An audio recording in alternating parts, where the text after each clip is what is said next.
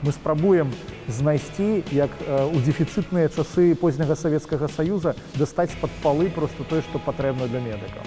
Ты верыш у статыстыку Міністэрства аховы здароўя? Вельмі добрае слова «верыш». Тое, што ты робіш, гэта выпраўленне касякоў дзяржавы. Ніхто не чакае адмашкі ад дзяржаўных альбо нейкіх недзяржаўных структур. Так, можа быць, трэба пачаць збіраць грошы на тое, каб памяняць уладу? Каля 215 тысяч даляраў дакладна будзе ўжо сабрана. Каранцін – гэта пытанне, якое павінны вырашаць палітыкі ці медыкі. Шмат хто жартуе, што гэтая пандэмія навучыць людзей мыць рукі як мінімум, як максімум пражаріваць мяса, якое ты еш.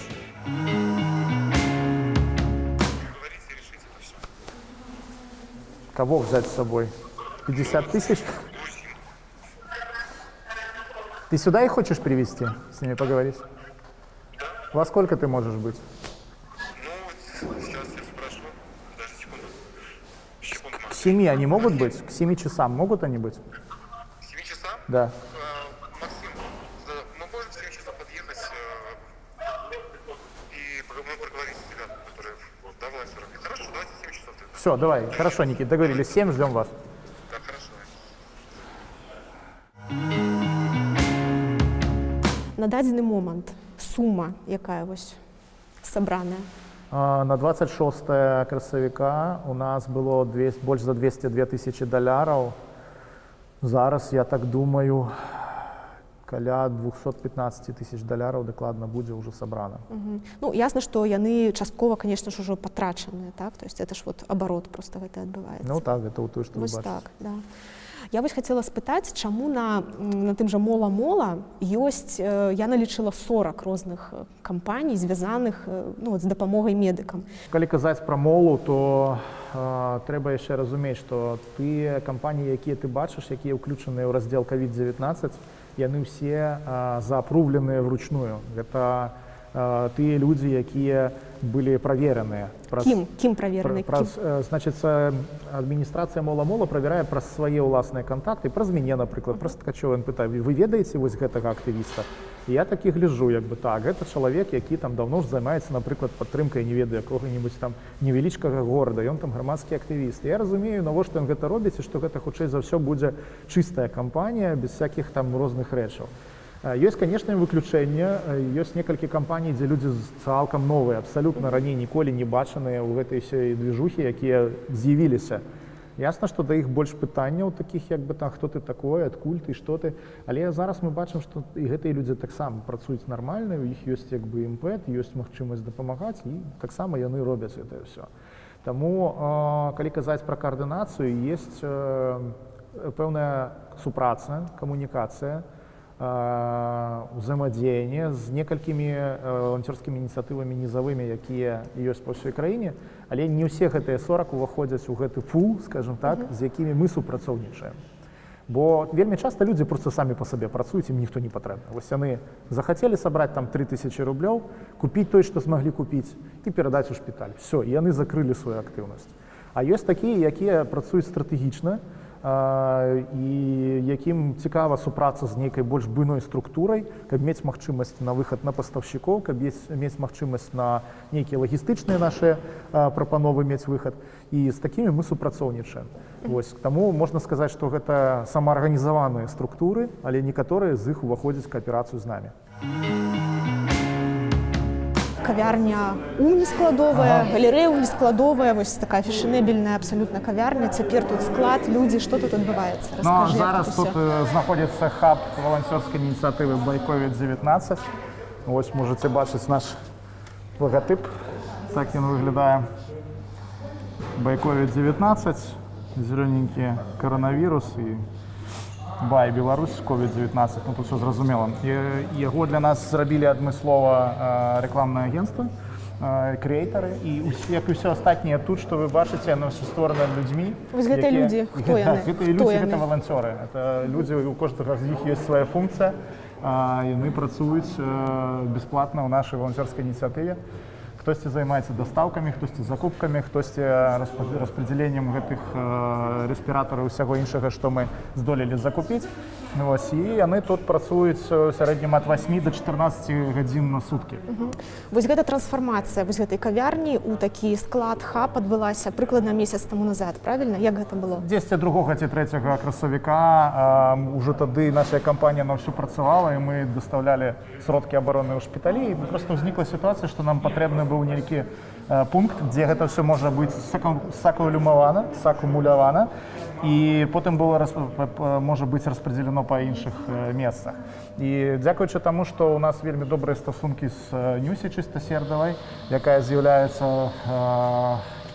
душой гэтага месца, то у нас атрымалася дамовіцца на той, каб мы тут зрабілі наш хаб. Патрэба медыцыны значна большая, чым нашай магчымасці. Нават той, што мы кажам, там 100 з гакам тысяч розных рэчаў было перадана, гэта ва ўмовах усёй краіны, гэта вельмі мала.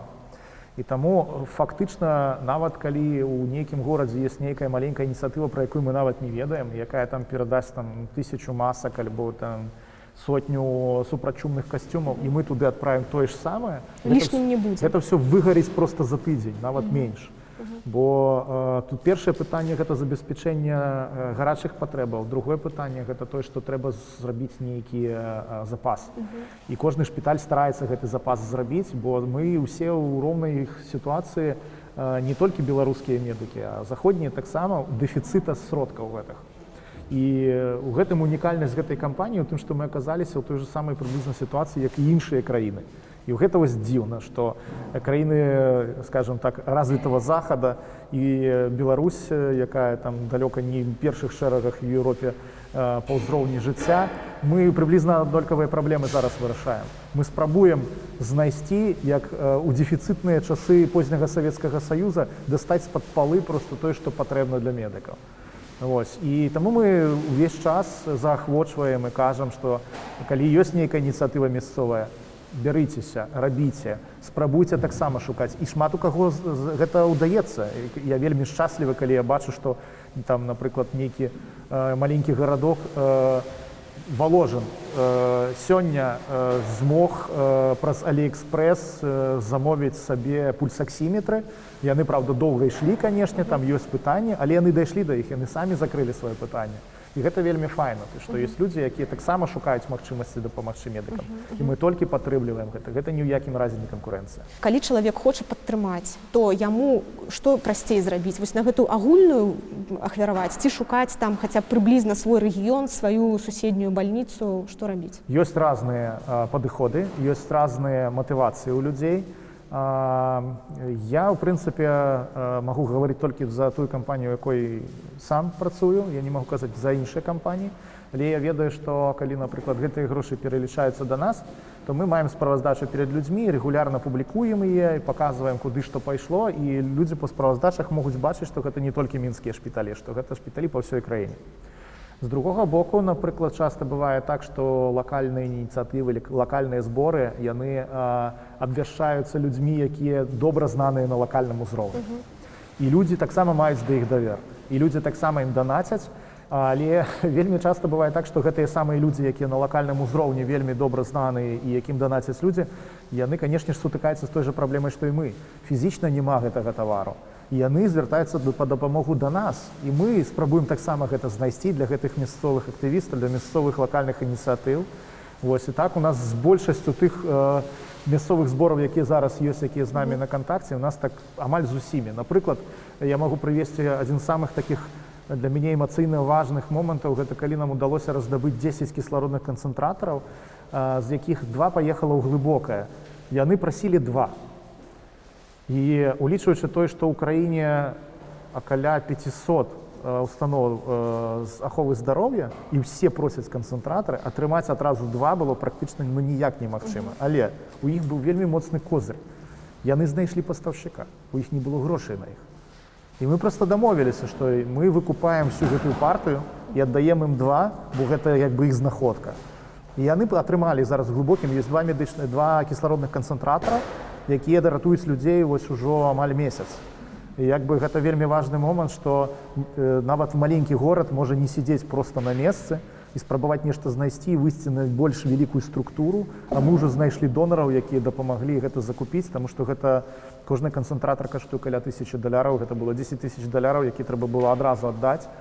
І мы так атрымалася, што мы раніцай іх забралі, а ўвечары гэтыя два канцэнтратары ўжо былі ў глыбокім. Гэта самы пачатак нашай кампаніі.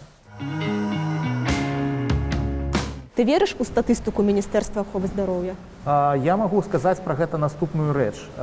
Была сітуацыя, пэўны час, калі Мінздраў даваў статыстыку ў нейкіх зусім незразумелых формах і фарматах. І гэта выклікала даволі моцную крытыку як з боку грамадства, так і з боку Сусветнай арганізацыі аховы здароўя. На сённяшні дзень тое, як падае статыстыку Міністэрства аховы здароўя, ужо не настолькі крытыкуецца, бо ёсць гэтыя тры лічбы: памерлыя, тыя, хто выздаравеў, і тыя, хто зараз ковід-пазітыўныя па тэстах. І тут мы сутыкаемся з такой сітуацыяй, што вельмі добрае слова «верыш», бо улічваючы тое, што тэст мае да 30% ложна-пазітыўных альбо ложна-негатыўных паказчыкаў, то складана сказаць, што насамрэч адбываецца з тымі людзьмі, якіх пратэставалі. Хто з іх насамрэч хворы, хто не хворы. І ці 100% той, каго пратэставалі, хворы альбо не хворы. І такая сітуацыя не толькі ў Беларусі. Таму вельмі важна глядзець колькасць тэстаў, разумець іхную пагрешнасць, якая ў іх існуе, і глядзець, якім чынам выглядае гэтая карціна ўвогуле. Тады можна рабіць нейкую пэўную карэляцыю, калі праведзена там 100 000 тэстаў, і там выяўлена столькі ты хворых, і ты глядзіш і параўноўваеш з іншымі краінамі. І калі гэта прыблізна супадае, то так. Калі не супадае, то тады трэба разбірацца, што такое. Альбо тэсты не тыя, альбо мы таксама ведаем, што часта іх робяць не надта па тэхналогіі.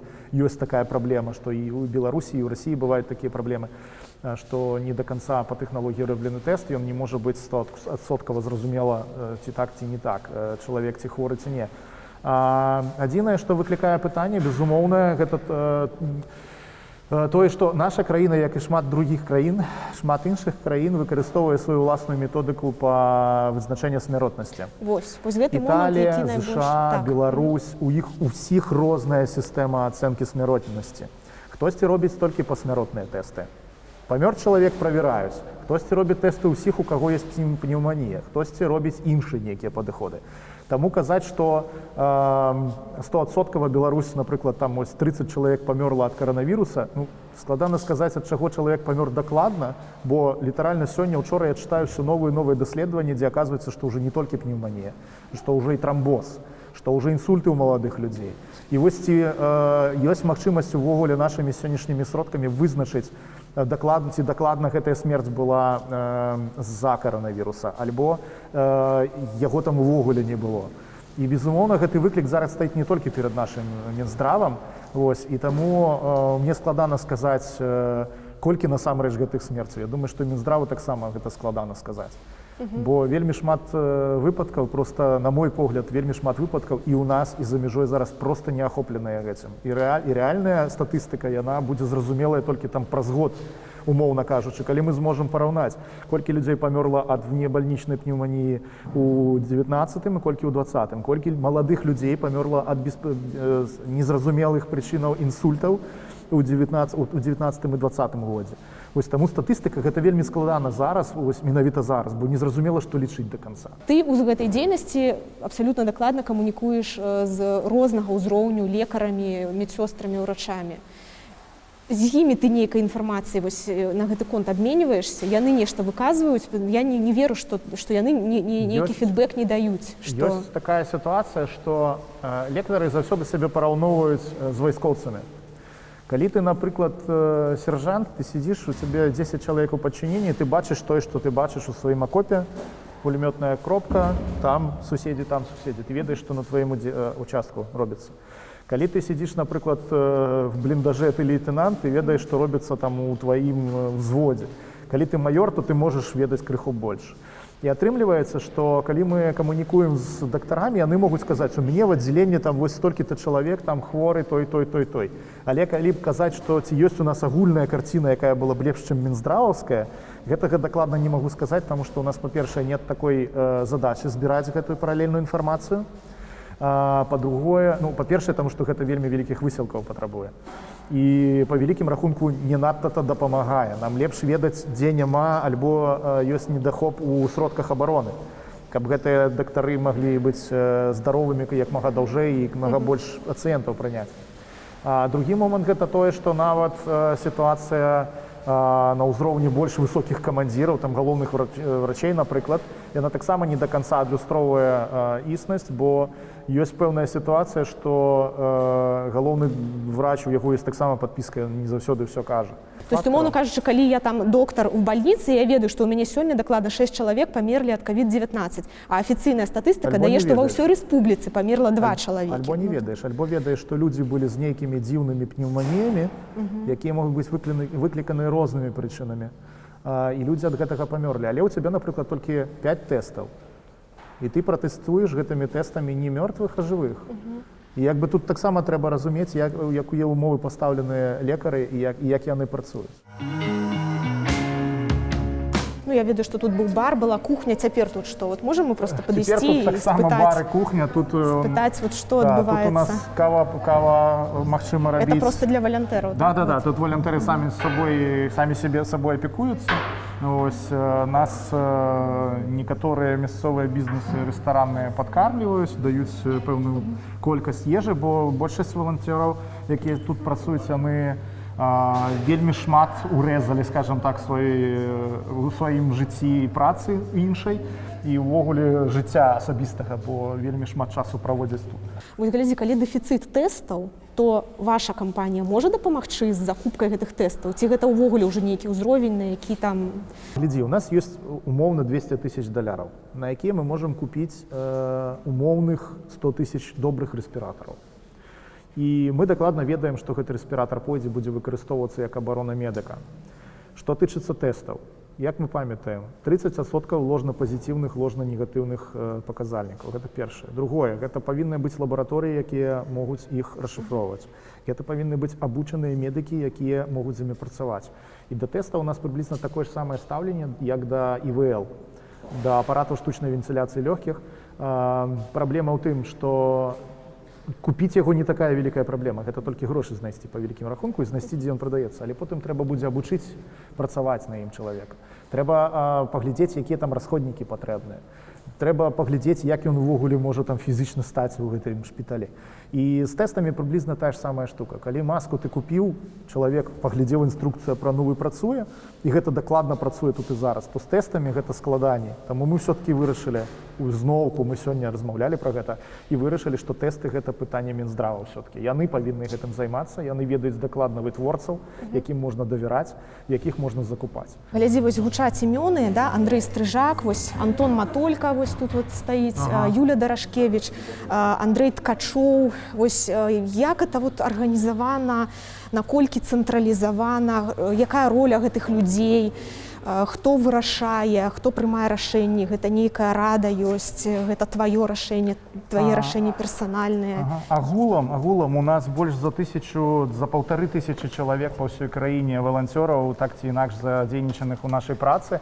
Тыя прозвішчы, якія ты назвала, гэта людзі, якіх там чалавек 15, 20, до 30 чалавек, якія касцяк, якія ўвесь час працуюць. Напрыклад, бачна, як тут Андрей Даніл зараз размяркоўваюць дапамогу, таксама яна зараз пойдзе кудысьці, я дакладна яшчэ не ведаю, хіба што на первую паедзе, да? Да. На першы шпіталь пойдзе. Вось гэта маскі для снорклінга, пераробленыя спецыяльныя паўналіцевыя маскі, якія здымаецца трубка дыхательная, і туды ставіцца… Ну, это хакерспейс, так, это робіць вось гэтыя насадкі? Значит, переходники. Переходники. Ну, переходники делать не только хакерспейс, их может делать любой. У кого есть 3D принтер дома. Вот сюда вот вставляется переходник, так. И сюда два альбо один вирусно-бактэрыяльны фильтр, и гэтай масачкой можно карыстацца. Яна вельмі добра пасуе под круглые твары, под такие, як у нас з Андреем, не надто добрыя яна сядзе, але ну як бы ёсць у нас лекары з круглымі тварамі, так што… Каранцін – гэта пытанне, якое павінны вырашаць палітыкі ці медыкі? Я думаю, што гэта пытанне, якое прымаецца агульным кансіліумам і тых, бо гэта безумоўна дзеянне на ўзроўні вышэйшага палітычнага кіраўніцтва краіны, але яно павінна улічваць і эканамічны кавалак гэтага пытання, і медычны кавалак гэтага пытання, і знаходзіць нейкія рэчы, якія могуць усіх задаволіць. Канешне, гэта вельмі складана, але трэба шукаць. Для мяне, напрыклад, адказ на пытанне карантын дакладна так, карантын для школаў, для навучальных установаў вышэйшых, бо гэта тое, што ніякай пагрозы эканомікі дакладна не нясе. Бо дзеці не зарабляюць грошай. Ад дзяцей грошай няма, на дзяцей наадварот ідуць выдаткі ад дзяржавы, але дзеці вельмі добра могуць быць пераносчыкамі гэтай заразы. І праблема ў тым, што калі мы зараз не абмежуем гэтых дзяцей, то гэта проста пастаянная цыркуляцыя гэтага віруса. А што тычыцца, напрыклад, прамысловых прадпрыемстваў, то тут мы бачым, што жыццё нам паказвае само, што рабіць. Раз за разам мы бачым, што там карантин аб'яўляецца, бо проста вельмі шмат захварэлых. І пытанне, ці трэба чакаць, пакуль яны там з'явяцца, ці ўжо зараз рабіць карантын? У мяне адказа на гэтае пытанне няма. Бо гэта эканамічна вельмі складана. Наша эканоміка ў сусветным маштабе даволі малая, і яна вельмі адкрытая. І тыя патрасенні, якія нас могуць чакаць і пры аб'яўленні каранціна, і без аб'яўлення каранціна, яны зараз даволі складана пралічваюцца, наколькі моцна нас можа накрыць гэтай хваляй. Ці правільна, што ў Беларусі няма каранціну? Адзінае, што дакладна кажу, як отец 10гадовага дзіцёнка. Дарэчы, ходзіць ён у школу, твой Не старэйшы ходзіць. сын? З 15 сакавіка не ходзіць і пакуль не пойдзе, таму што я лічу, што усе магчымасці дыстанцыйнай адукацыі ў Беларусі ёсць. Мы IT-краіна. Мы столькі гадоў казалі пра гэты брэнд і казалі пра тое, што мы можам зрабіць усё дыстанцыйна, і зараз мы не можам гэта зрабіць. Ну, хлопцы, прабачце. Калі кажуць, што там калі некалькі дзяцей у адным доме і што не хопіць для ўсіх кампутараў, зараз у нас усіх ёсць мабільнікі. Мабільнік — гэта той самы кампутар. Ты можаш загрузіць туды Zoom, можаш загрузіць Hangouts, Skype, все што заўгодна, і працаваць праз яго. І дзіцёнак таксама будзе атрымліваць гэтую адукацыю. Зараз мы атрымалі сітуацыю, калі мой дзіцёнак праз Viber-чат бацькоў атрымлівае заданні і самастойна разам са мной іх выконвае. Ну, канешне, гэта супер, што ў нас ёсць магчыма хаця б так рабіць, але ж гэта зусім не пра тое, пра што сістэма адукацыі зробленая. У нас павінная быць магчымасць гэта рабіць усё цэнтралізавана, сістэматызавана, і чалавек павінны атрымаць потым адзнакі за гэтую чацвёртую чвэрць. так. Я не ведаю, ці атрымае мой сын адзнакі. Ці ён будзе атэставаны патроху. А это вы, Андрей Ткачоў, правильно? Вельмі прыемна. Я Катя Марковская. Скажите, калі ласка, і вас як занесла в эту кампанию? Так склался лёс. Ага, это правда. Да, ну такая ситуация в стране, что надо подключаться к гражданским инициативам, помогать, ну поэтому подключился, помогаю. Ну ось я Андрею задаю пытанне, Андрею Стрыжаку, ён так трошку сышоў ад яго. Як тут вось уладкавана прыняццё рашэнняў? Я ведаю, што валантэраў проста звычайных вельмі шмат, больш за 1000, але імёны, якія гучаць, кола, якое прымае рашэнне, это все-таки оно больш абмежаванае. Як у вас это принято? Ну, смотря какие решения. То есть есть решения медицинские какие-то. Для того, чтобы их принимать, мы консультируемся с медиками, мы консультируемся с специалистами. Вот. Ну, опять же, все зависит от того, какие решения нужно принимать. Расскажи, калі ласка, вось праца з заяўкамі, як гэта арганізавана? Праца з заяўкамі, у нас ёсць інтэрнэт-форма, Google форма онлайн, куды любы медык можа напісаць свае патрэбы. Медык незалежна ад сваіх рэгалій, ад свайго таго, кім ён з'яўляецца. Нават гэта можа быць валанцёр, валанцёр, які працуе са шпіталём і ведае патрэбы гэтага шпіталя. Нават санітар, хто заўгодна. Мы ўсё роўна потым, пасля таго, як мы атрымалі заяўку, мы выходзім на адміністрацыю бальніцы і пытаем наконт таго, што мы хочам нешта перадаць. І перадаем гэта такім чынам, бо мы падпісваем дамовы, падпісваем акты пра перадачу, бо мы заўсёды перадаем толькі на адміністрацыю. Тут ёсць некалькі прычынаў з-за гэтага, таму што толькі так можна зрабіць афіцыйную перадачу і паказаць, напрыклад, у будучым падатковай, што мы гэта ўсё не на піва сабе насабіралі, а патрацілі менавіта на тое, каб перадаць шпіталям. Другі момант — гэта тое, што калі гэта трапляе на адміністрацыю, пра гэта адразу ведае ўвесь шпіталь, шпіталь, і ён можа звярнуцца да начмеда альбо да галоўнай медсястры і сказаць: выдайце нам тое, тое, тое. Калі гэта будзе перададзена аднаму нейкаму лекару альбо некае адно аддзяленне, то з-за гэтага можа быць вельмі моцны канфлікт. Калі, напрыклад, галоўврач, абсалютна будучы ў паўнамоцтве, скажа: аддавайце гэта на склад, і мы будзем вырашаць, што з гэтым рабіць. І будзе канфлікт, а яны нам не патрэбныя, гэтыя лішнія канфлікты. Трэці момант — гэта тое, што мы менавіта такім чынам можам выходзіць на афіцыйны узровень адносін з гэтымі шпіталямі, бо мы працуем стратэгічна, мы звычайна робім больш, чым адну перадачу. І нам важна выпрацаваць вось гэты канал. І больш за тое, не толькі наша дапамога ідзе, праз гэты канал заходзіць і іншая дапамога. Да нас звяртаюцца бізнесы, напрыклад, рытэйлеры бытавой тэхнікі, якія пастаўляюць потым па тым самым канале пральныя машынкі, пастаўляюць мікравалноўкі, пастаўляюць праскі для таго, каб можна было працаваць з гэтымі халатамі і праць іх проста ў шпіталі. За гэтымі пральнымі машынкамі заходзяць рытэйлеры бытавой хіміі, якія выдаюць парашкі. І гэта вось сістэма, яна вся як магістраль. Як толькі мы праторылі нейкую дарогу, вслед за нашай дапамогай ідзе іншая дапамога. Ну, а вось бывало такое, што да вас звяртаецца доктар і кажа: вось няма таго, вы звяртаецеся пасля да кіраўніка гэтай установы, і ён кажа: у нас усё ёсць, нам нічога не трэба. Розныя бываюць сітуацыі, бываеце такая, як вы апісвалі, але сам факт таго, што мы супрацоўнічаем з Міністэрствам аховы здароўя, ён, канешне, значна спрашчае гэтай сітуацыі. Ну і бывае, напрыклад, так, што галоўны лекар кажа: не, нам нічога не трэба, а праз 5 хвілін тэлефануе намеснік па медычнай частцы і кажа: що трэба. Тут пытанне чалавека заўсёды. Вельмі шмат залежыць ад канкрэтных людзей на месцах, але так, каб уся адміністрацыя шпіталя была там, альбо абыякавая, альбо не хацела, альбо там просто не хацела ісці на кантакт, такога у нас яшчэ не было. Мы заўсёды знаходзім магчымасць. Калі не мы знаходзім магчымасць, то магчымасць знаходзіць нас. Ну, а распавядзі які-небудзь, можа быць, самы неверагодны выпадак, калі вы там не туды завезлі, не тое завезлі, нешта пераблыталі. Улічваючы тое, што у нас непрафесійная складская каманда, хаця яна вельмі стараецца, вельмі добра працуе, і часам бываюць нейкія накладкі, але яны выпраўляюцца літаральна за некалькі дзён. Са смешнага было такое, што ў нас быў званок у адзін са шпіталёў, і наша спецыялістка, якая працуе са шпіталямі, патраціла дзесьці з паўгадзіны, тлумачачы, што такое маска FFP2 ІВА, ці патрэбная яна, ці не. І там чалавек проста на тым баку слухаўкі там: а мы не ведаем, а можа не, а можа вось, і карацей паўгадзіны дзесьці дзяўбалі мазгі адзін аднаму. Ну і карацей гэта ўсё скончылася.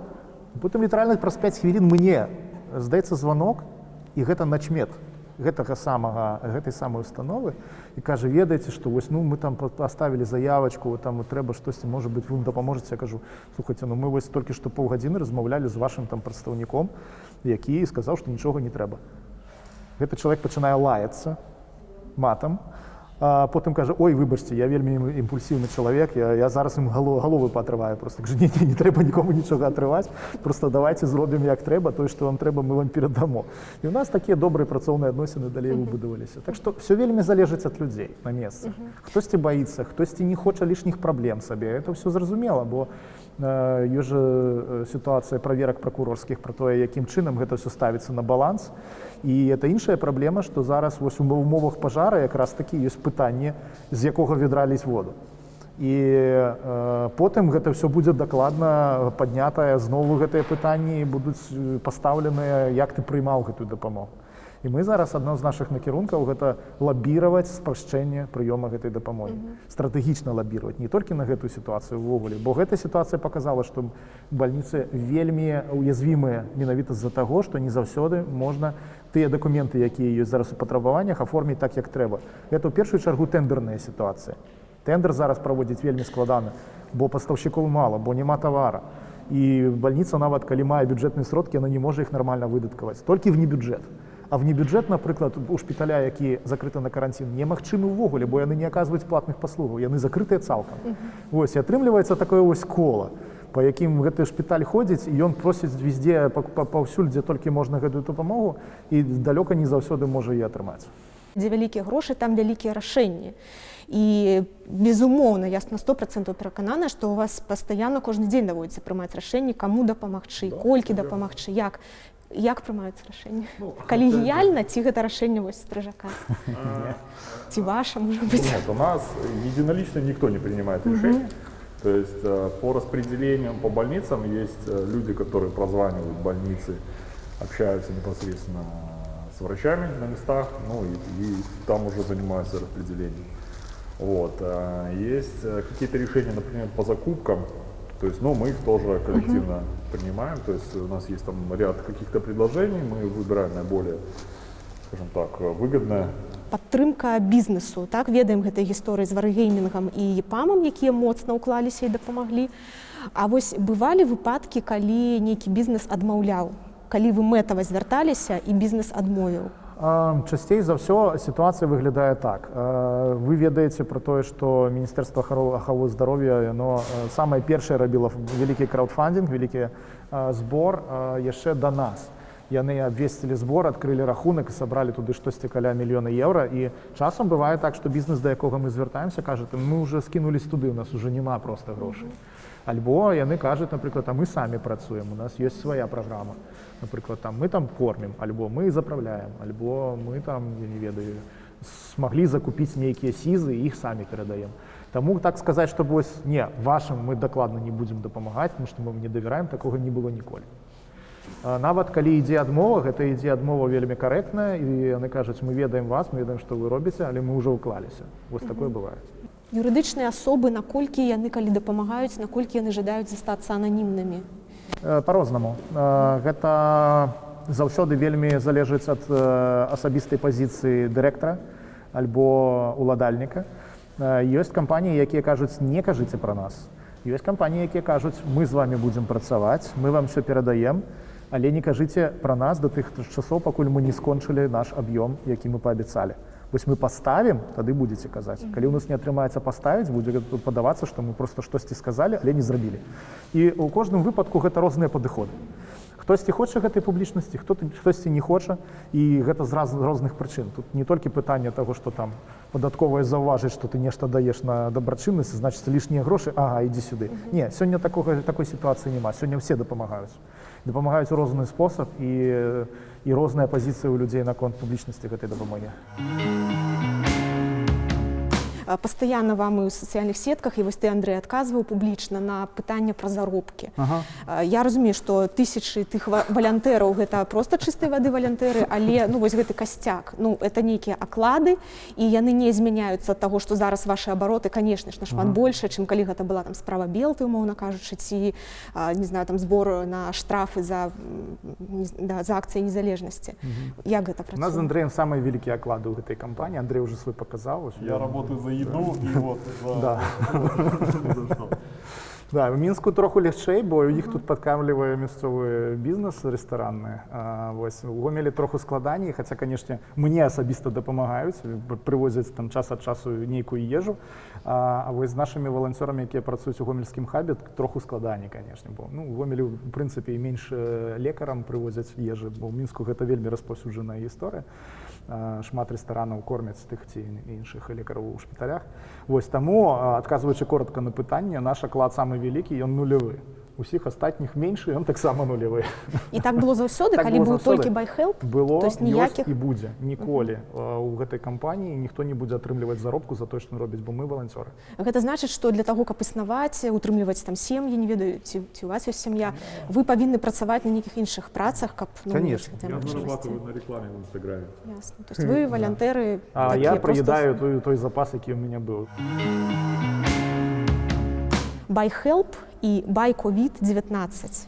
Байковід-19 – гэта дачыннае прадпрыемства. Якая сувязь паміж гэтымі ініцыятывамі? Гэта розныя ініцыятывы, у якіх розныя абсалютна гісторыя стварэння і розныя мэты. Калі мы з Байхелпам працавалі як з ініцыятывай, якая больш скіраваная на людзей, якія абараняюць свае грамадскія і палітычныя правы, то байкавід гэта цалкам іншая гісторыя. Гэта гісторыя пра дапамогу медыкам, гэта гісторыя пра працу з тымі, хто абараняе нашае жыццё, нашае здароўе ад каранавіруснай эпідэміі. Для тых, хто не вельмі добра ведае гісторыю вось гэтай валантэрскай дзейнасці, то BuyHelp, такія самыя асноўныя вехі, гэта дапамога на выплату штрафу пасля акцыі дармаедаў, 17 год, так, пасля гэта справа Белта, журналісты, якія трапілі пад вось гэтыя рэпрэсіі, і пасля вось цяперашнія акцыі за незалежнасць, правільна я разумею? І вось збор сродкаў на выплату штрафаў актывістам. Так, гэта BuyHelp. Тое, пра што мы сёння кажам, гэта байкавід, гэта штука, якая стварылася на хвалі дапамогі нашым медыкам, у першую чаргу з-за таго, што нашыя медыкі пачалі казаць пра тое, што яны патрабуюць дапамогі. А чаму вы лічыце, была праблема, калі б вы сказалі, што ну там вот касцяк валантэраў будзе мець з тых грошай, якія людзі здаюць, там не ведаю, па $500 в месяц заробак. Тады што губляецца вот этот канцэпт валантэрства, ці ў чым праблема? Не то, што губляецца. Мы, в прынцыпе, пра гэта ніколі не думалі па вялікім рахунку. Не было даже такого обсуждения о том, чтобы кто-то там что-то получал, что-то зарабатывал. Ну, то есть люди пришли сюда помогать, ну, я не знаю, там, по велению сердца, по велению совести своей. Поэтому говорить о том, чтобы на этом как-то зарабатывать, ну, нет. Даже речи не было такой. А часто вас обвинувачивают в том, что Ни разу еще не было. Вот это первый вопрос. Вы первые, кто задали этот вопрос вообще по поводу зарплат и так далее. Чаму вось гэтым зборам сродкаў для выплаты тых жа штрафаў, вось тое, чым займаецца і займалася BuyHelp, не займаюцца такія класічныя праваабарончыя арганізацыі, кшталту «Вясна», там Хельсінскі камітэт. Вось чаму мы чуем пра гэта ў асноўным у сувязі з BuyHelp-ам? Но я бы не сказал, что классичные правоабарончыя организации не займаліся. Гэта просто гэта ситуация, в якой новыя фарматы, новыя падыходы, яны ідуць на дапамогу старым падыходам і старым фарматам. Таму як бы і «Весна» працуе, і BuyHelp працуе ў адным і тым самым накірунку. То есть вы ў звязку працуеце? Конечно. Это не канкурэнтная арганізацыя? Гэта ні ў якім разе не канкурэнцыя. І адзін для мяне з такіх важных аспектаў працы, увогуле працы як такой, гэта пабудаванне кааліцыі, пабудаванне супольнасцяў, якія маглі бы разам сінергіяй дапамагаць і пасільваць адзін аднаго. І ўсё-ткі, калі вось ёсць класічная праваабарончая арганізацыя і ёсць BuyHelp, якая ну, вот, займаецца зборам сродкаў, то што ёсць такога, што могуць рабіць вось гэтыя праваабарончыя арганізацыі, чаго не можаце рабіць вось вы як BuyHelp? Ну, тут знову ідзе пытанне супрацьпастаўлення. Ну, я так. все-таки унікаю яго з-за таго, што ёсць магчымасць узаемадапаўняць адзін аднаго. І калі мы кажам пра старыя праваабарончыя арганізацыі, класічныя праваабарончыя арганізацыі, то у іх больш магчымасцяў працы інстытуцыянальнай, напрыклад, з міжнароднымі рознымі установамі. А што тычыцца нас, то у новых фарматаў ёсць больш магчымасцяў, напрыклад, збіраць грошы для непасрэднай дапамогі камусьці. І таксама я заўсёды кажу і буду казаць, што валанцёрства гэта такая штука, якая дазваляе зрабіць вельмі вялікі кусок працы, і такі вялікі кусок працы немагчыма зрабіць, калі ты працуеш за грошы. Калі ты працуеш як валанцёр, то ты можаш гэта зрабіць. Вось, і таму валанцёрскія ініцыятывы, яны заўсёды будуць больш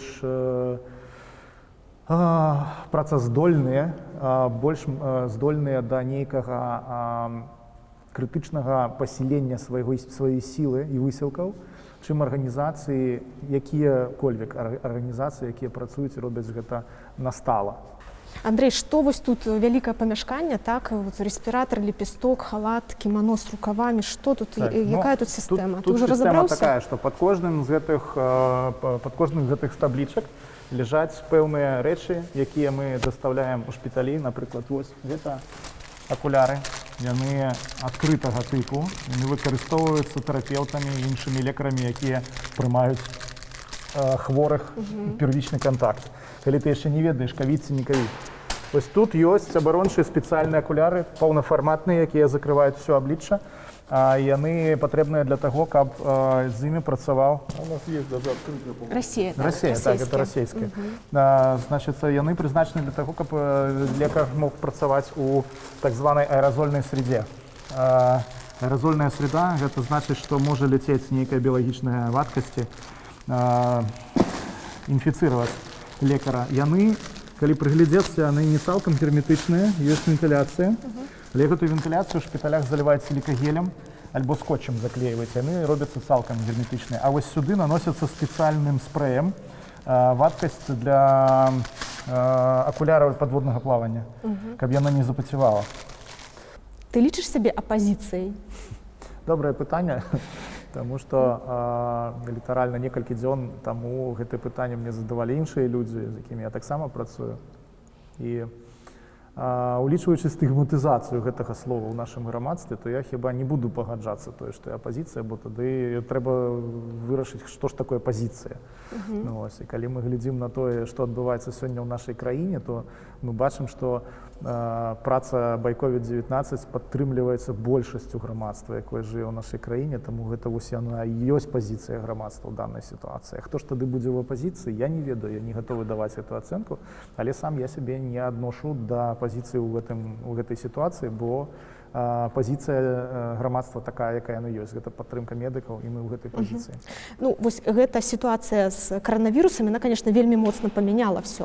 Але вось да таго, як гэта ўсё выбухнула, там, скажем, 3 месяцы таму назад, ты лічыў сябе апазіцыяй? Ці як ты лічыш, дзяржава лічыць цябе, лічыла цябе апазіцыянерам? У дзяржавы лепш спытаць, канешне. Гэтае пытанне, што тычыцца маёй асабістай пазіцыі, то я, напрыклад, не лічу, што праваабаронца гэта ўвогуле палітык. Бо праваабаронца гэта чалавек, які займаецца абаронай правоў, незалежнасці ад палітычных, расавых, іншых поглядаў людзей. І таму дакладна магу сказаць, што моя дзейнасць не пераследавала і не пераследуе палітычных мэтаў. Проста мы працуем у такім поле, якое, канешне, можа быць асацыявацца з нейкім палітычным дзеяннем, бо як бы дзяржава кажа, у нас ёсць БРСМ, рабіце праз БРСМ, альбо там праз Беларускі саюз жанчын, альбо яшчэ пра штосьці. Але нам гэта не патрэбна, бо мы і самі добра можам працаваць, і мы якраз такі, яшчэ раз падкрэсліваю, што мы добра працуем у такіх фарматах, якія не прадугледжваюць такіх жорсткіх структурных абмежаванняў, якія ёсць у іншых арганізацыях. Вось, напрыклад, тут у нас ёсць мерседесы ў свеце рэспіратараў. Вось гэта рэспіратар 3М. Адзін такі рэспіратар на чорным рынку зараз можа каштаваць до 35 рублёў за штуку. Наколькі ён часу разлічаны? 8 гадзін. У ім можа медык працаваць нават у самай небяспечнай частцы працы. Гэта хірургія і рэанімацыя ковід больнога. Вось іх ёсць два віда. Вось гэта такія ёсць кракадзільчыкі. Больш такія мадэрновыя, спартовыя. Ёсць вось такія. Да, ёсць яшчэ вось такія масачкі. Это так званы FFP2, ён троху менш абараняе, але іх можна выкарыстоўваць ва ўмовах аддзялення, у якім ёсць ковід больныя. Ну гэта такія будаўнічыя першапачатковыя. Гэта ўсё не медычнага назначэння. Так. Трэба гэта падкрэсліць, бо медычнага прызначэння зараз яны практычна недаступныя. Але яны адпавядаюць, так? Калі Абсалютна, характарыстыка так, ёсць, то абсалютна. яны, калі это FFP3 ці 2, Так, то... медычныя маскі хірургічныя. Мы, канешне, не берем іх у вялікіх колькасцях, але калі атрымліваецца взяць па добрым кошце і ў добрай якасці, то берем. Тут зажым для носа, і гэта спанбон трохслойны. Яны значна лепш, чым тыя мацерчатыя, якія робіць наш біолегпрам. Фактычна, вось цягам усёй вот гэтай дзейнасці і ByHelp, і ByCovid-19, вот тое, што ты робіш, гэта выпраўленне касякоў дзяржавы. Ну, там і тыя штрафы, і вось цяпер сітуацыя, у якой мы знаходзімся. І, адпаведна, можа ўзнікаць палітычнае чаканне да цябе, да актывістаў, якія ў гэтай вот структуры знаходзяцца. Таму што калі мы кажам там пра апазіцыю, якая ёсць сёння класічная апазіцыя, то часта можна пачуць, што яе ніхто не падтрымлівае, і там, напэўна, яе мала людзей падтрымліваюць. Але ты сам сказаў, што нас падтрымліваюць грамадзяне. У людзей, безумоўна, ёсць розныя чаканні, ёсць розныя каментары, якія чытаю там пра тое, што вось там мы лепш спраўляемся, чым Мінздраў. Я заўсёды раблю невялічкі карэкт у гэтай сітуацыі і падкрэсліваю, што людзі, кожны ў гэтай справе робіць тое, што ён можа. І мы можам крытыкаваць іншых людзей толькі калі мы самі паспрабавалі нешта рабіць. Я, як чалавек, які працуе зараз у гэтай сістэме ўжо месяц, бачу, што той самы Мінздраў далёка не заўсёды можа зрабіць усё, што ён бы мог бы зрабіць з прычыны розных пэўных фактараў іншых, пра якія і яны не кажуць, і пра якія мы не заўсёды ведаем. І калі рабіць агульную ацэнку таму, што робіць зараз Мінздраў, я не магу сказаць, што нічога не робяць. Гэта дакладна будзе неправдай, бо Мінздраў робіць даволі шмат чаго, і разам з намі яны могуць рабіць больш. І калі казаць, напрыклад, наконт таго, што ў людзей ёсць пэўныя чаканні некай палітычнай трансфармацыі, мае асабістыя чаканні ў гэтай ўсёй гісторыі, што дзяржава ўбачыць, што валанцёрства, грамадская дзейнасць, грамадская актыўнасць, яны не маюць сатанінскага характару, скажем так, што яны не разбуральныя. Групы, якія так ці інакш дыскрымінаваныя ў грамадстве, рабіць нейкую працу, якая скіраваная на дапамогу туды, дзе дзяржава з-за свайго характара не можа дацягнуцца. Вось. Як гэта ёсць у заходніх дзяржавах? Ну, альбо не можа дацягнуцца, альбо, ну вот я і кажу, што як бы ты займаешся вось гэтым тушэннем проста пажараў. Вось. Тут надавалі штрафаў, мы тут дапамагаем, тут запрэсавалі журналістаў, дапамагаем, тут, значыць, полны капец з медыцынай мы тут дапамагаем. То есть гэта выпраўленне касякоў улады, вось як для мяне это выглядае. Так, можа быць, трэба пачаць збіраць грошы на тое, каб памяняць уладу? Тым больш падтрымка грамадства ў цябе ёсць. Вось, я разумею, што ты вельмі акуратна сыходзіш ад гэтага пытання, але вось пару дзён таму назад твой калега Антон Матолька у прынцыпе выступіў з даволі палітычнай заявай, дзе ён сказаў, там, ось яна ў мяне ёсць, я магу зачытаць, але сэнс зводзіцца да таго, што калі б не Лукашенко, у нас бы не было такой колькасці памерлых, у нас не было б такой колькасці хворых. Это палітычная ўжо, вот як ты кажаш, палітычная трансфармацыя. Не ведаю, ці яна там будзе працягвацца, ці, можа быць, это зноў сыдзе в такі грамадскі актывізм.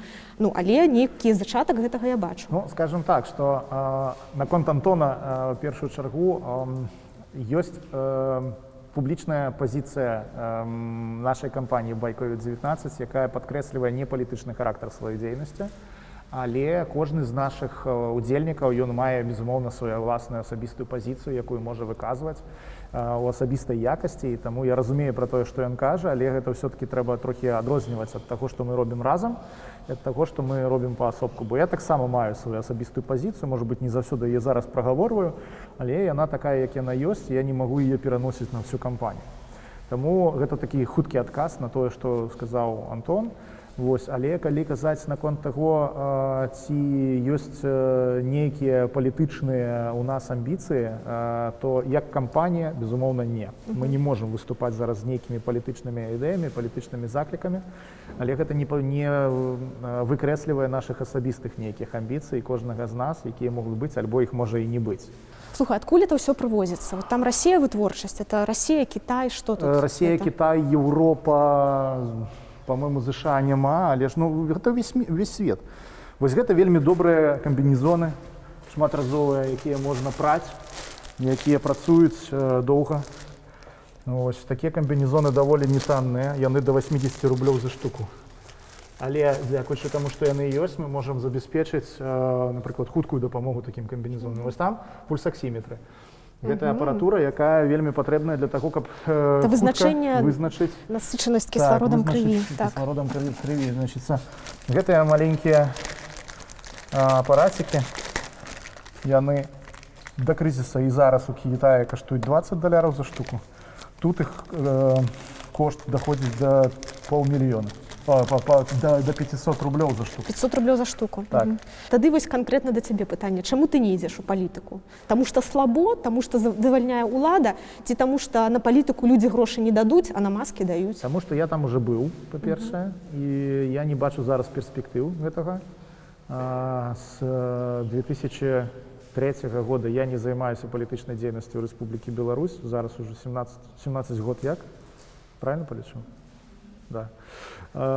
І пакуль я не бачу кропак уваходжання, бо у грамадскай дзейнасці, у дзейнасці, як ты кажаш, лепш даюць на маскі, больш магчымасцяў дамагчыся чагосьці, чым займаючыся класічнай палітычнай дзейнасцю, асабліва ў тых умовах, якія ў Беларусі ёсць. Калі проста ўзгадаць гісторыю, то вот БНФ калісьці 80-е пачынаўся таксама з чарнобыльскай тэмы. Вось гэта вот ініцыятыва дзецям Чарнобыля, яна пасля трансфармавалася ў палітыку, таму такія прэцэдэнты ў гісторыі здараюцца. І калі, напэўна, думаць пра нейкія выхады ў палітыку, не просто хочу быць палітыкам, а менавіта падмацаваную падтрымкай грамадства, шырокага грамадства, не за чырвона-белы сцяг, не за беларускую мову, а просто за тое, што гэтая ўлада не спраўляецца, а вось ёсць людзі, якія спраўляюцца. Ну, то цяпер, напэўна, лепш для гэтага час. Для мяне самае галоўнае, каб гэтая сітуацыя, якая зараз ёсць, прывяла да актывізацыі грамадства.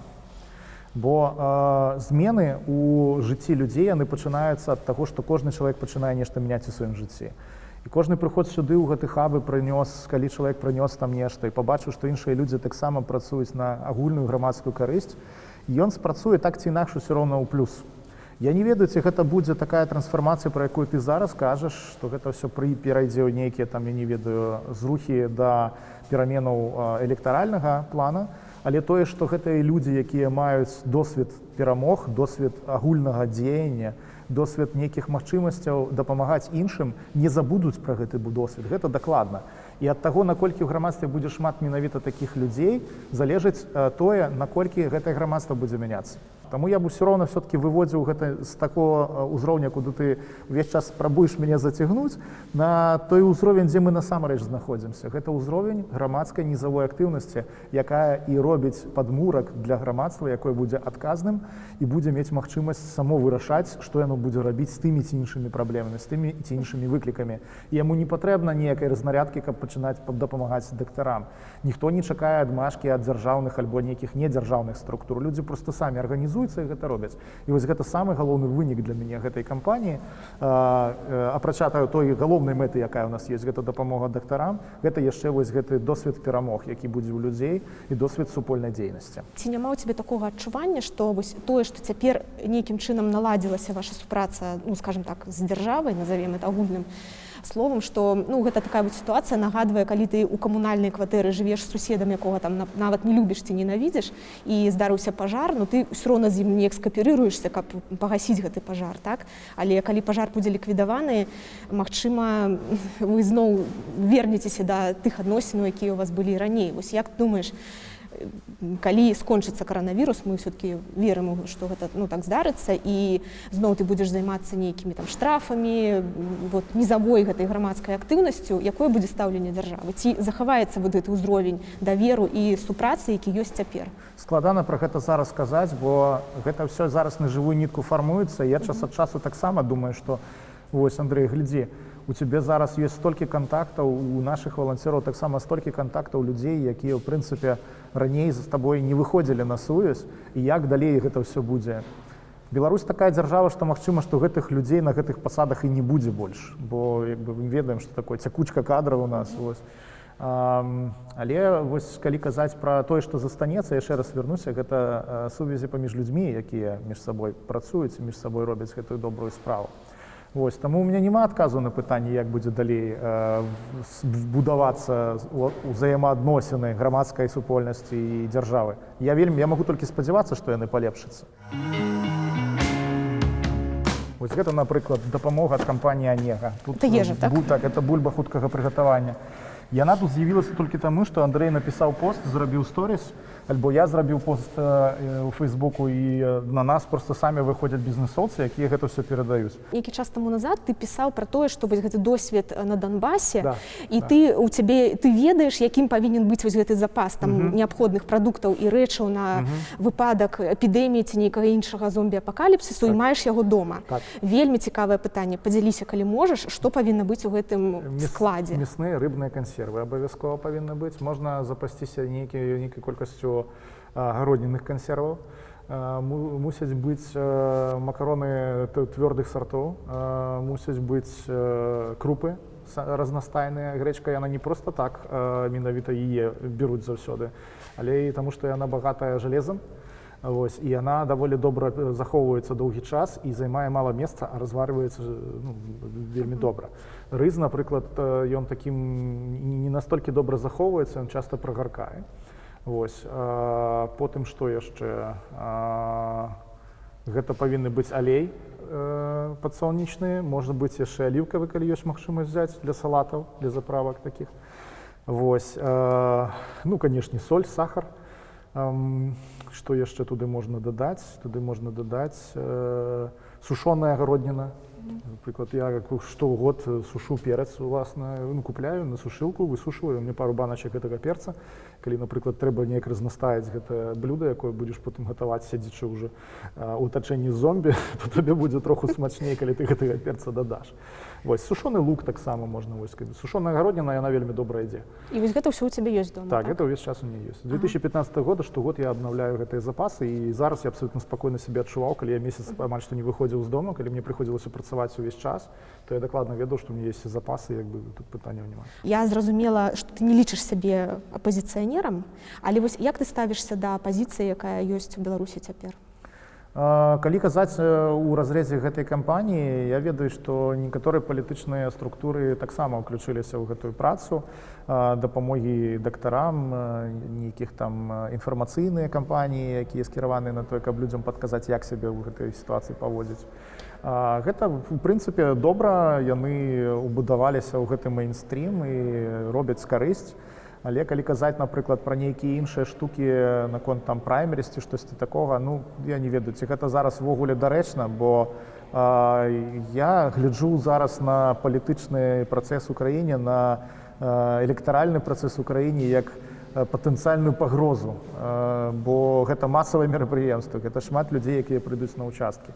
І у меня, напрыклад, няма адказу на пытанне, што рабіць з прэзідэнцкімі выбарамі і як іх праводзіць. Польша зараз у пахожай абставінах. Паглядзім, як яны з гэтым справяцца.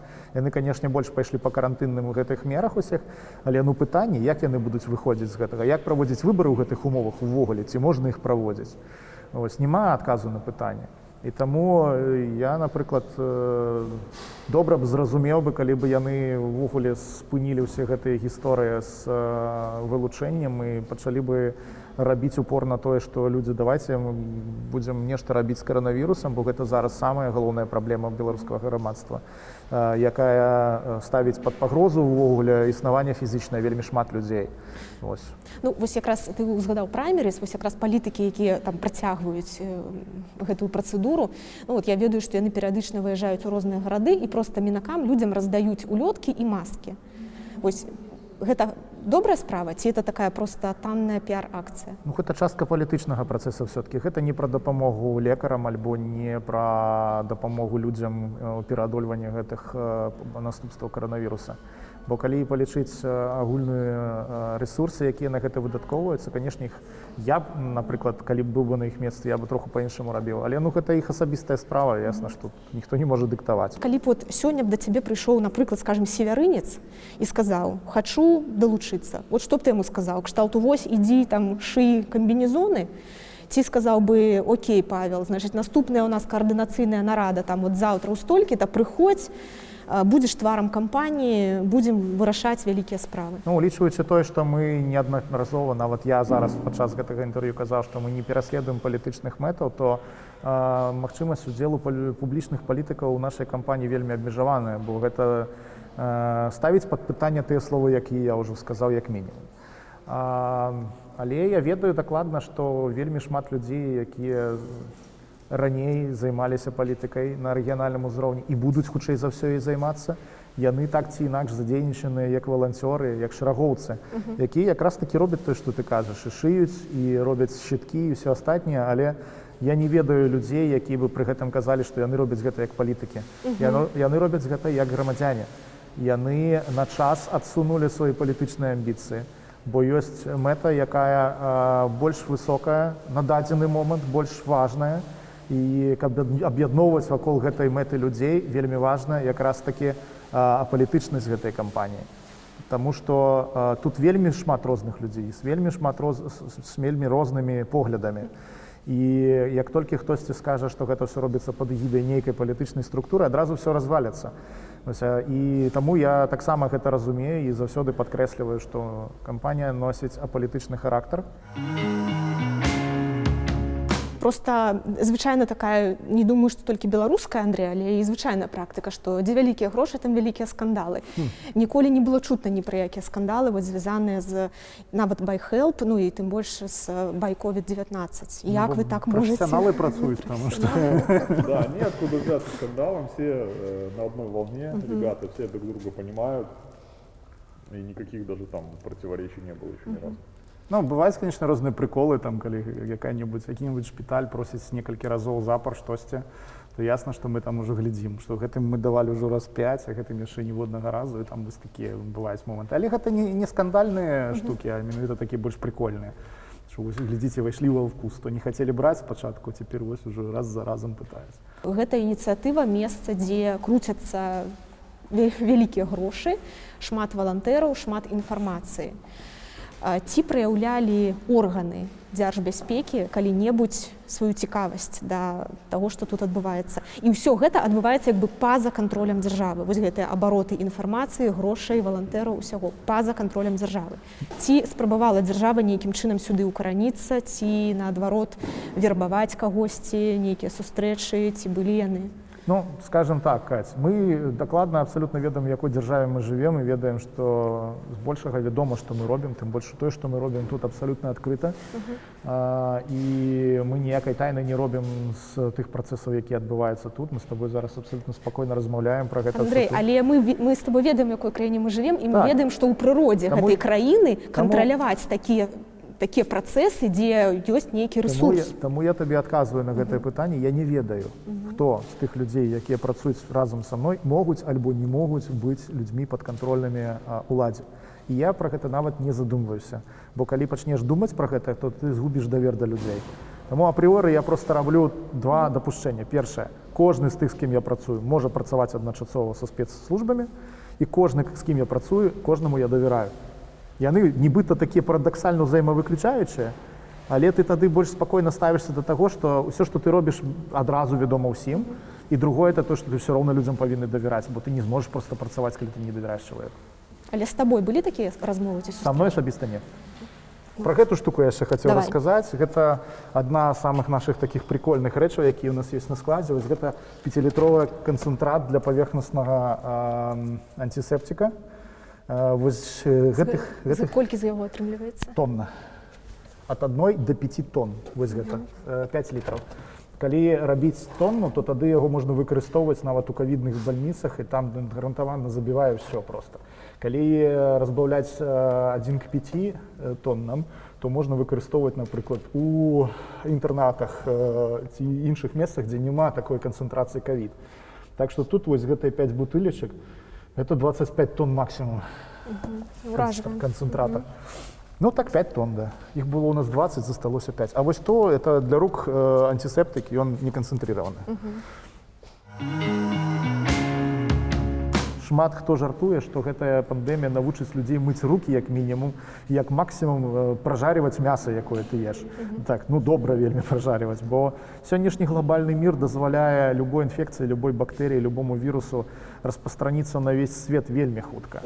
І пытанне для мяне як для праваабаронцы, што гэты вірус, ён вельмі падрывае нашы магчымасці як людзей, якія шмат чаго дамагліся ў 20 стагоддзі. Гэта свабода перамяшчэння, напрыклад. Гэта свабода выказвання меркаванняў, гэта магчымасць чалавеку мяняць месца жыхарства. І гэтыя ўсе каштоўнасці зараз яны пад пагрозай. І мы вельмі адказныя павінны быць да гэтага нашага сусветнага кам'юніці, у якім мы жывем, і старацца самім нічога не рабіць для таго, каб падарваць гэта ўсё. Як аказалася, гэта ўсё вельмі хрупкае. Дастаткова нейкага маленькага віруса, які з'явіўся на другім канцы зямлі, каб проста павернуць і эканоміку, і нашыя магчымасці па перамяшчэнні, ўсё проста ў труху. У тым, што адбываецца, ёсць віна Кітая? Я, як праваабаронца, зноўку такі, я вельмі засцерагаю ад таго, каб казаць, што вось гэта кітайскі вірус. Ён кітайскі толькі таму, што ён з'явіўся ў Кітаі. Гэта не значыць, што яго нейкі кітаец выдумаў. Калі б ён з'явіўся там, таму што тое ж самае, што сібірская язва, яна ж не сібірская, яна проста такую назву мае.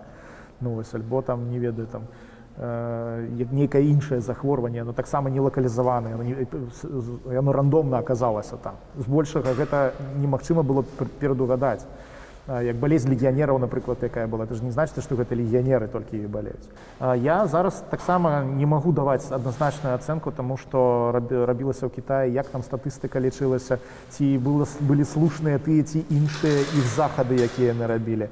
Усё гэта рассудзіць гісторыя, калі мы зможам параўнаць, наколькі яно суадносіцца, наколькі яно суадносіцца, што тут было зроблена добра, а тут дрэнна. Хто быў усё-такі правы? Шведы альбо немцы, альбо палякі, альбо кітайцы, хто як падыходзіў да гэтага пытання. Пэўны час не настолькі гэта інфармацыя была даступная пра тое, што гэта небяспечна, і пра тое, што гэта можа быць небяспечна не толькі для Кітаю, для ўсяго свету, і наколькі гэта звязана з тым ладам дзяржаўным, які пануе ў Кітаі, таму што гэта адсутнасць свабоды слова, там несвабодны інтэрнэт, яно як бы сведчыць пра тое, што вось гэтыя рэчы яны непазбежна вядуць да катастрофы.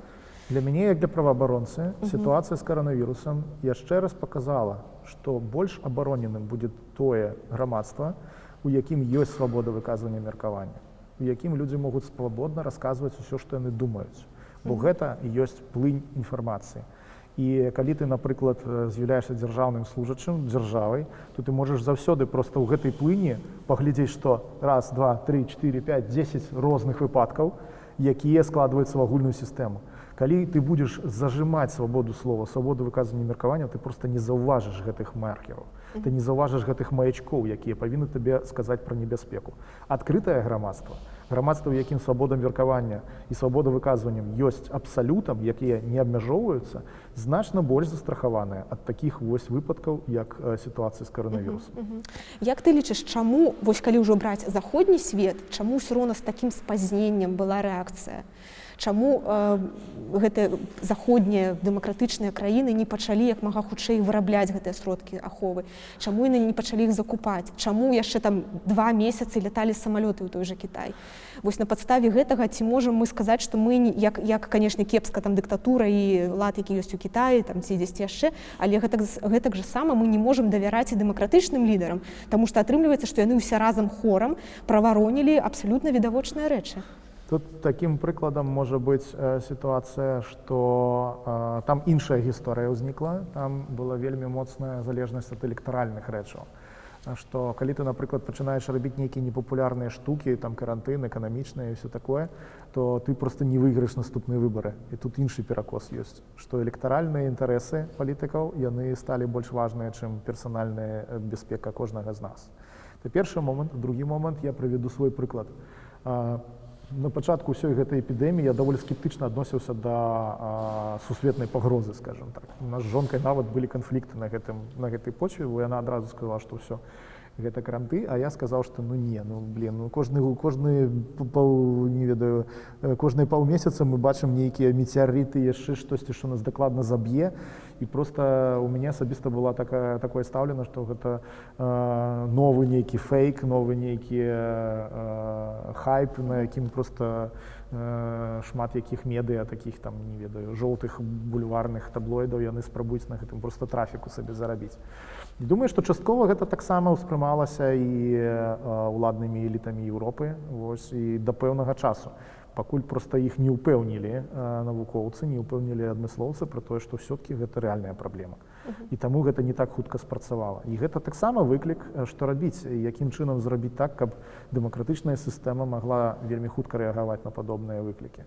Я думаю, што каранавірус шмат чаму нас усіх навучыць, і, на жаль, не толькі добраму. І, на жаль, шмат у каго з палітычных лідараў розных краінаў будзе дадатковая аргументацыя для таго, каб зажимаць правы чалавека. Андрэй, дзякуй вялікі. Я жадаю табе поспеху, здароўя і каб ваша ініцыятыва дапамагла ўсё-такі Беларусі як мага хутчэй справіцца з каранавірусам. Дзякуй, Каць. Працуем далей і робім, што можам. Колькі разоў у дзень ты апрацоўваеш рукі антысептыкам? Не менш за 7 раз. А што для цябе важней, сям'я ці дапамога людзям? Для мяне важней сям'я, але сёння дапамога людзям пакідае вельмі мала часу на сям'ю. Ты адзначаў дзень народзінаў малодшага сына праз скайп, так? Так, і гэта было зроблена, бо жонка паехала на дачу, яна там жыве са сваёй маці і са сваёй бабуляй, і 80 год, мы не можам рызыкаваць яе здароўем. Андрэй, што больш небяспечна, кулі ці вірус? Вірус. Самы вялікі страх у тваім жыцці за апошнія 2 месяцы? Тое, што хтосьці з тых людзей, каго я сам заахвоціў на гэтую працу і паехаў у шпіталь, можа заразіцца. Самы каштоўны рэсурс вашай кампаніі – гэта ахвярадаўцы, гэта валянтэры ці гэта сацыяльныя кантакты лідараў кампаніі? Сацыяльныя кантакты, яны ўключаюць у сябе і ахвярадаўцаў, і валянтэраў, І акрамя гэтага вельмі важны сацыяльны рэсурс гэта час. Гэта той, што самае каштоўнае ў гэтай ўсёй сітуацыі. Бо мы ўвесь час працуем на аперажэнне. Мы стараемся зрабіць абарону, дзе мы толькі можам выстраіць, каб проста паспець раней, чым вірус. Колькі разоў за апошнія 7 дзён ты піў алкаголь? Штодзень. Серьёзна? 7 раз, так. Гэта спосаб зняць стрэс? Гэта адзін з магчымых спосабаў увогуле, калі неяк з гэтым всім савладаць. Першая краіна, куды ты паедзеш ці паляціш пасля таго, як будуць адкрытыя межы? Літва альбо Украіна. Хто з дзяржаўных чыноўнікаў выявіў сябе найбольш адэкватным у сітуацыі з каранавірусам у Беларусі? Гэта такі супольны образ чыноўнікаў Мінздрава і Міністэрства замежных справаў. Гэта некалькі дзесяткаў чалавек, якія працуюць так, як яны павінны працаваць ва ўмовах крызісных і робяць гэта хутка, дакладна. Я вельмі спадзяюся, што гэта будзе для іх без наступстваў. Назаві, калі ласка, топ-5 знакамітых людзей, якія паўдзельнічалі ў кампаніі «Байковід-19».